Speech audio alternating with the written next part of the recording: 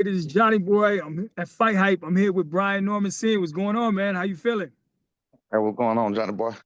I'm good. I'm good, man. I'm over here on this side, man. We got an exciting fight coming up, man. You got to talk to me, man. One fight in November got canceled, the Jake Paul and Javante Davis fight, right? Now we got a stacked card, Brian Norman Jr. versus Devin Haney. Talk to me about the excitement you feeling right now. I feel wonderful, man. I feel blessed and amazed to even be like my son just went from nothing last year to being a part of the second biggest fight in 2025 of the year, and arguably one of the best cards ever. You know what I'm saying? As far as with the champions and the night of champions with the Benavidez and Sam No, I'm sorry, with Abdullah Mason and Devin Haney. You know what I'm saying? So I mean, it's a blessing to even be a part of. So that's all good. And with my son being the baddest man in the welterweight division, like hey, we came a long way fast. Absolutely, man. Everybody's talking about this card, man. We're really looking, forward to the end of the year. Getting a fireworks display. A lot of people think that the fight with Brian Norman Jr. and Haney is going to steal the show. Do you think that that's a possibility that'll happen? I think it's a huge possibility. As long as I think it's a way that somebody can stink up the place, but I think we're gonna take care of that part either way it go. Because it's gonna Definitely. get real. It's gonna get real hot in that ring. I promise you, it's gonna get hot in that ring. Now, all the things that happened outside of the ring at the hotel, the altercation, I think that helped sell the fight even more. But this card was going to sell regardless. What's up with Absolutely. the bad blood? You still have bad blood with the Haneys, or is it just business? I do. I don't like them. I don't like them. I came in the game praising them. I came in this game giving them props and giving them respect. As a whole, now I don't like them at all. Definitely. So you don't think if no if your son was to win, you don't think you guys could bury the hatchet and become friends, or at least be cordial with each other? Cordial, we cordial now. I'm always be Yeah, yeah. cordial. I can be cordial with him right now. I can be cool. I can laugh. I can shoot the shit or whatever else the case may be. But as a whole, no, I don't like. Definitely. And So that you're just looking it's for not you just looking for revenge that's after just that. personal. That's just my personal business for me. You know what I'm saying? My son know whole things. I'm a Taurus. You know what I'm saying? I'm from the old school. I hold shit for a long, long time. You know what I'm saying? And just like Yeah. I said, personally, I don't like 'em. So are you guys looking for the stoppage? Not giving out the game plan, but you. I think the stoppage is gonna happen. See, I think this is what people making a mistake at.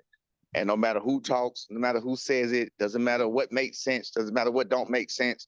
I don't think people understand the dynamics of what's going on here. Brian Norman Jr. and I went and watched his fights. He is indeed clearly not a flat-footed fighter ever. They talk about him fighting people who came forward, people who were right in front of them. And then Devin Haney to say that, I'm like, well, how the hell you gonna say that when everybody you fought was flat-footed and right in front of you? Everybody, even to your last opponent. Jose Ramirez right in front of you. You was running from him. Came right to you. Ryan Garcia came right to you. You couldn't even beat him. And he looked like trash. Who else before that? Roger Regis Prograis right in front of you, came right to you. Loma Chico was the only one that wasn't right in front of him. Loma Chico was the only one. My bad, boss. My bad. My bad. No, you good. You good. Loma Chico was the only one. Loma Chico was the only one that you can even hang your hat on. So, and of course, he arguably lost that fight to a small 135 Lomachenko. Now, all respect to the other fighters or whatever, but these are little guys. So, I don't know, man. Hey, it is what it is. You know. But again, my bad about the finger. It is what it No, is. it's all But good. again, we look at this is a chance for us to show through the games that they playing. So I'm good that everybody's buying into the bullshit that they putting out there. I mean, like I said, facts don't matter. You know what I'm saying? Like I said, every single person he's been in the ring with been right in front of him, with the exception of Lomachenko. He had to face anybody like Brian Norman Jr. He had to face anybody younger than him, ever. He had to face anybody as strong as Brian Norman Jr. And you want to argue that Ryan Garcia was as strong as Brian Norman Jr., you saw what happened.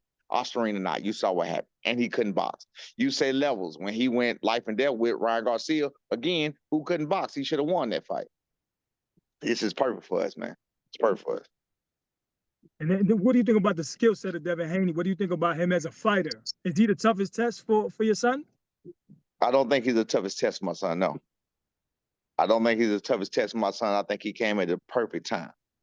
I think he came at the perfect time. He would have been the toughest test, but being the fact that my son been through the ridicule he been through in the media, he been through the ridicule he been through in the boxing world.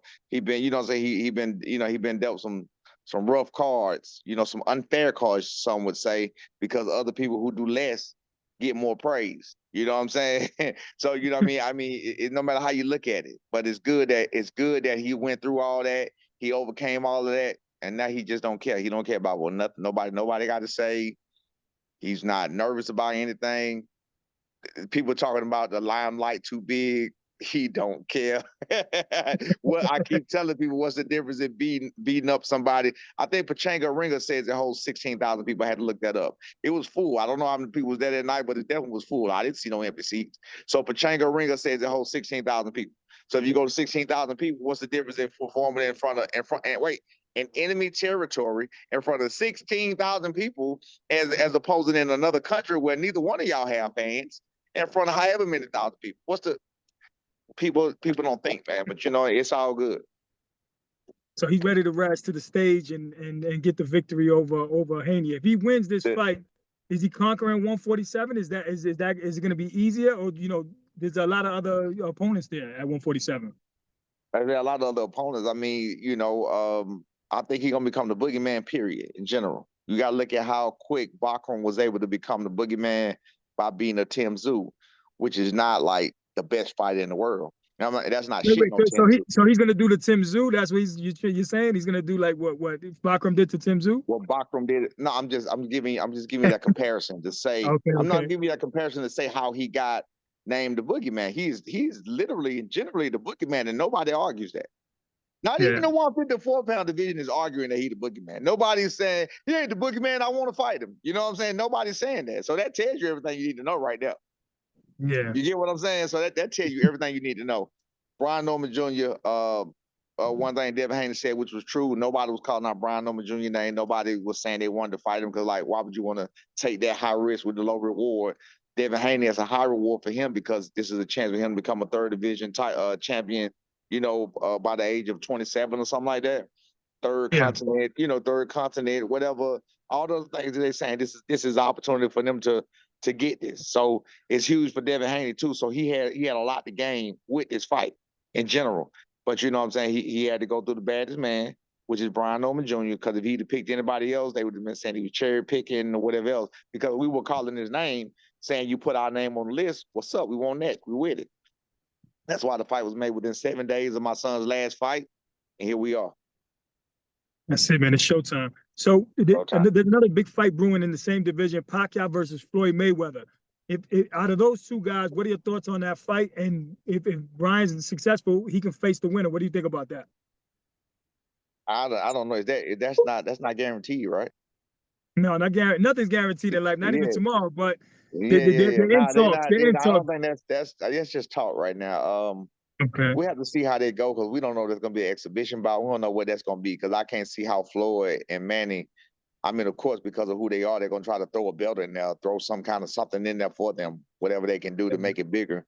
You know what I'm saying? Which I think is the bad part about boxing today is they just throw around these accolades and these belts and these titles like it ain't nothing. That's why it's so not respected like it used to be. You know what I'm saying? When you were the champion back in the day, it actually meant something. Now it just don't really mean that to too many people no more. Absolutely. But if they do face each other, my bad. But with that being said, I think Floyd would beat him. I think Floyd would beat him probably the same. But I don't think it'll. You saying as far as like that, what's next after that? I don't have nothing to say about that. I don't think it'll be a real fight. Definitely. So what do you think? Rolly's up next, Barrios. What do you think? You face one of those two?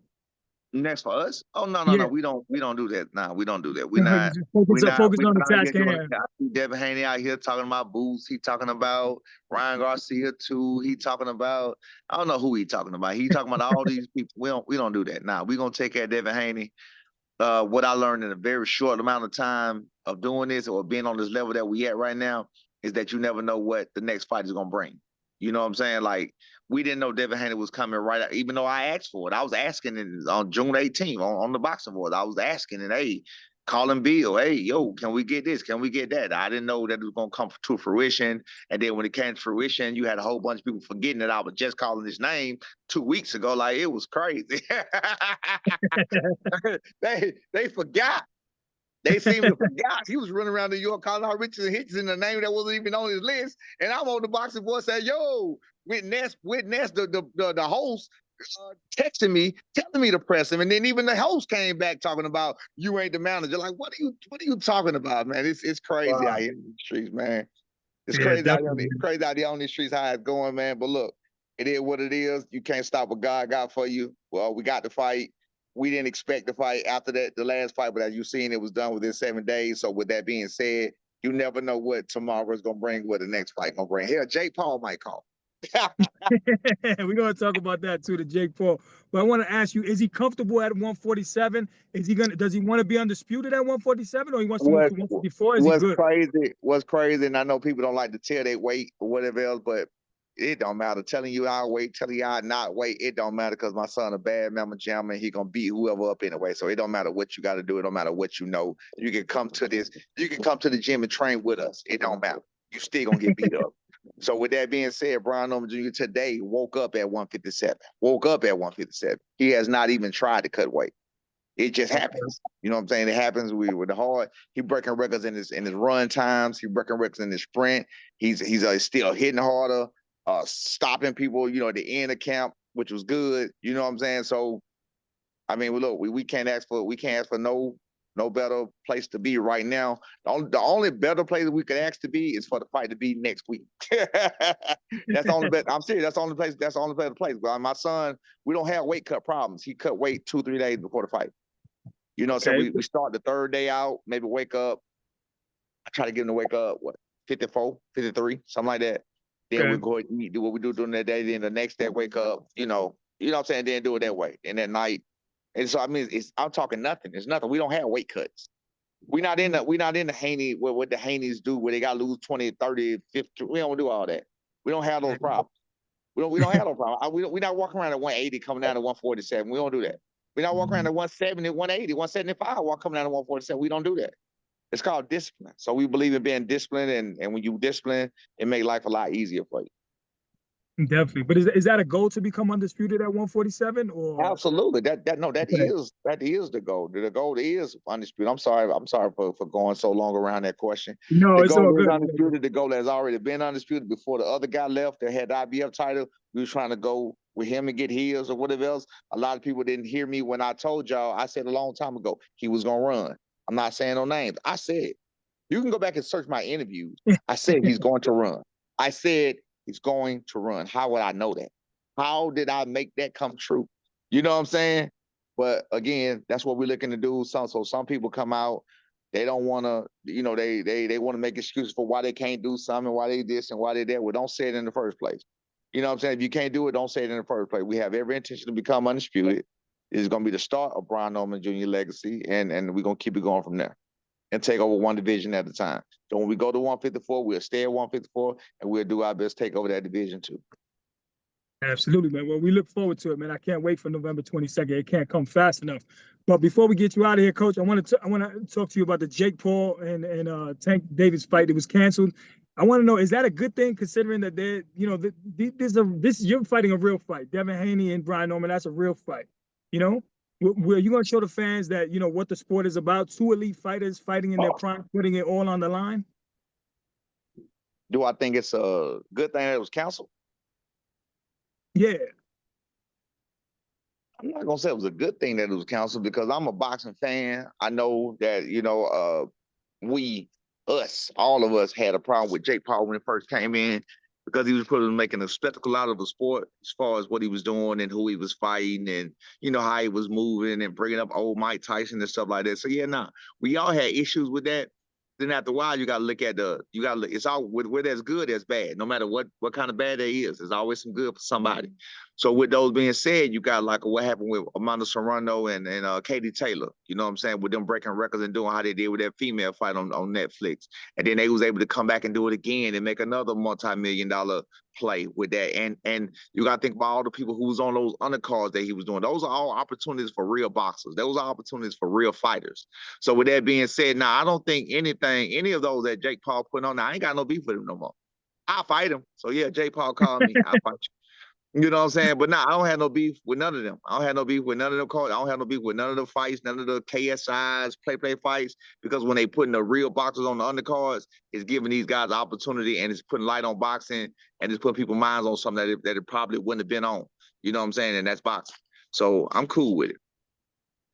Definitely. Coach, before we get you out of here, what's the final message for the Haneys and the fans and Brian Norman Jr.'s fans? For the Brian Norman Jr. fans, I appreciate y'all support. It's been a long road. Y'all know what it is. If you're a Brian Norman fan and you recognize real. You know what I'm saying? Either you recognize real or you just happen to hate Haney. You know what I'm saying? But they're the ones who hate Haney, the ones, see, I got to say this about the Brian Norman Jr. fans where they say, I've heard that Brian Norman Jr. don't have no fans. He just happened to have a bunch of Haney haters. Well, I want y'all to understand just like that. Before Haney had fans, he didn't have any fans, so you have to perform to get fans.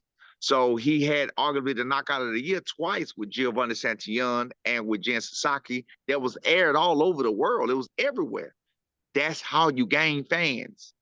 You understand what I'm saying? The fight with Devin Haney was made 7 days later. How are y'all gonna tell them that his fans are not real? So the fans didn't see him knock out Jen Sasaki. They didn't see that they didn't see all the boxing pundits and all the boxing stations airing that knockout and saying it was probably the knockout of the decade, knockout of the year. He was asleep for 10 minutes, lost 6 weeks of his life. Yeah, that's how fans are created.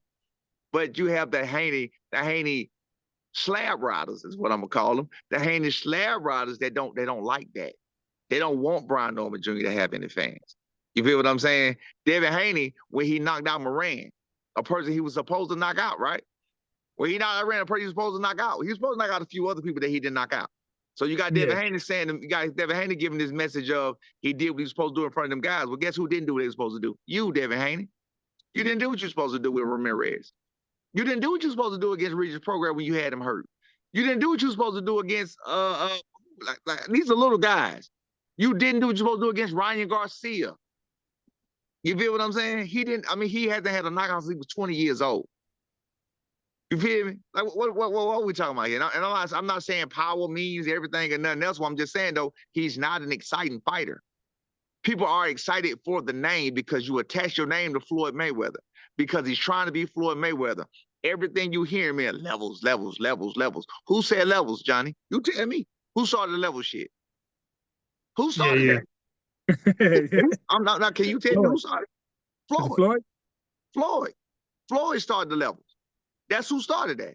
Everything he says comes straight out of Floyd Mayweather's mouth. He clearly studied Floyd Mayweather. He was in the gym with Floyd Daddy. He trained with Floyd. He trained with all of these people, whatever else, and he's trying to beat them. Brian Norman Jr. is not trying to beat them. So, David Haney, you better get your own identity because we're going to knock the other identity out your ass come November the 22nd. That's what's going to happen. You feel what I'm saying?